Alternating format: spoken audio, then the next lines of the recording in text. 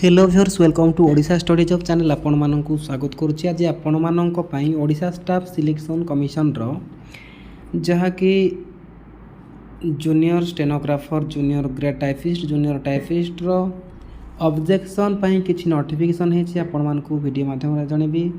Video देखिया पूर्व channel को गोटे गोटे सब्सक्राइब करेंगे, शेयर करेंगे और ऊपर आसुथिया बेल आइकन को प्रेस करेंगे। मोर आपण मानक अनुरोध। चलतु स्टार्ट करिया वीडियो। ये हूँ ओएसएससी रो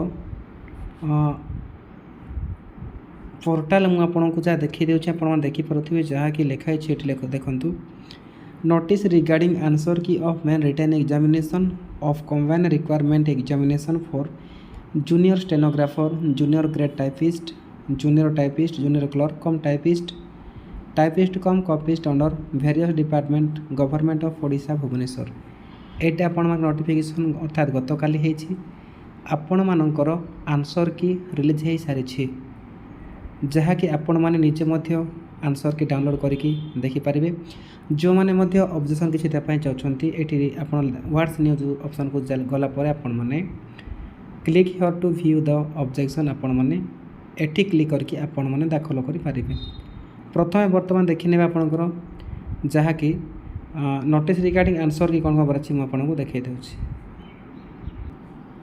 ये हूँ नोटिफिकेशन जहाँ आपण मानकर Odisha staff selection commission notice कर जहाँकि लिखाई आपने 23/4/2024 नोटिस डेट हूँ 23/4/2024 नोटिस लिखाई notice pursuant to advertisement number 4382 OSSC date 10/11/2023 the model answer keys of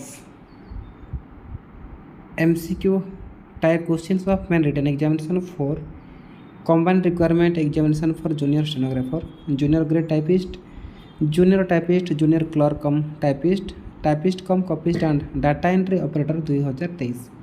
अर्थात आपण माने पूर्वर परीक्षा मध्य दे सारी ताहार आंसर की वर्तमान रिलीज हो सारी। आंसर की देखिया पर आपण मानकर जार भी किसी डाउट रही आपण माने ऑब्जेक्शन करें। केमिति ऑब्जेक्शन करेंगे देखंतु एट लिखा होची हेल्ड ऑन 21/4/2024। आपण मानकर परीक्षा 21/4/2024 रे हेथिला जहाँकि अवेलेबल रोची 21 रु अवेलेबल रोची। आपण कौन करेंगे सिंपल जी आपण माने वो एसएससी पोर्टाल खोलला पर आपण मानकर व्हाट्स न्यूज ऑप्शन को गला पर सेक्शन ऑफ वेबसाइट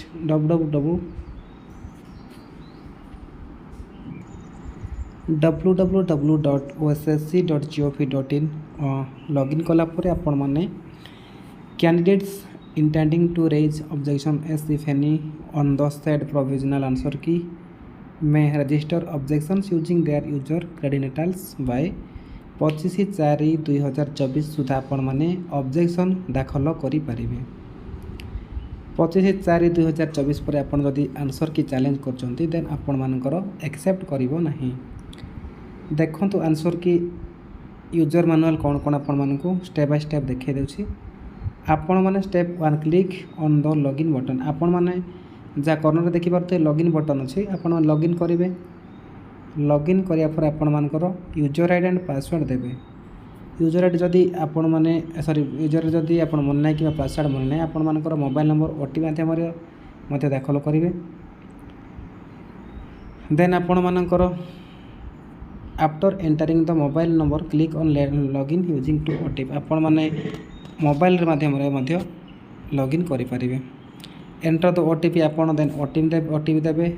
ओटीपी लिखाई इनबॉक्स रे देखिते देन आपण मानकर एठी लॉगिन हो जिवो। हैला पर आपण मानकर एठी लेफ्ट साइड होम को जिवे।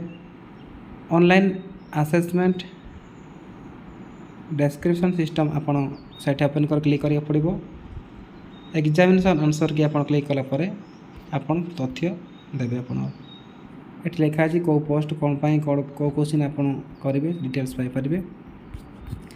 तो फ्रेंड्स ये थिला आपण मानक पई ओडिशा स्टाफ सिलेक्शन कमिशन रो जहाँकि कम्बाइंड रिक्वायरमेंट एग्जामिनेशन थिला junior stenographer junior grade typist junior clerk cum typist cum copyist and data entry परीक्षा होता से रिगार्डिंग वीडियो आपण मानकर आंसर की रिलीज हो सारी आपण निजे जाकि डाउनलोड करंतु आपण मैंने देखिपारे आपण मानकर जदि ऑब्जेक्शन अच्छी आपण मैंने 25 तारीख पूर्वर ऑब्जेक्शन दिंतु।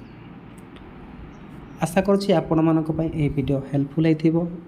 एही लेटेस्ट जॉब कि इनफॉरमेशन पाइबाई मो चैनल को बर्तमान सब्सक्राइब करंतु, ऊपर आसुथिबा घंटी चिन्ह को दबांतु एवं मो पकोता वीडियो सदाबेले आपण मानक पहुँचीजिवो। रहुछि नमस्कार, जय हिंद।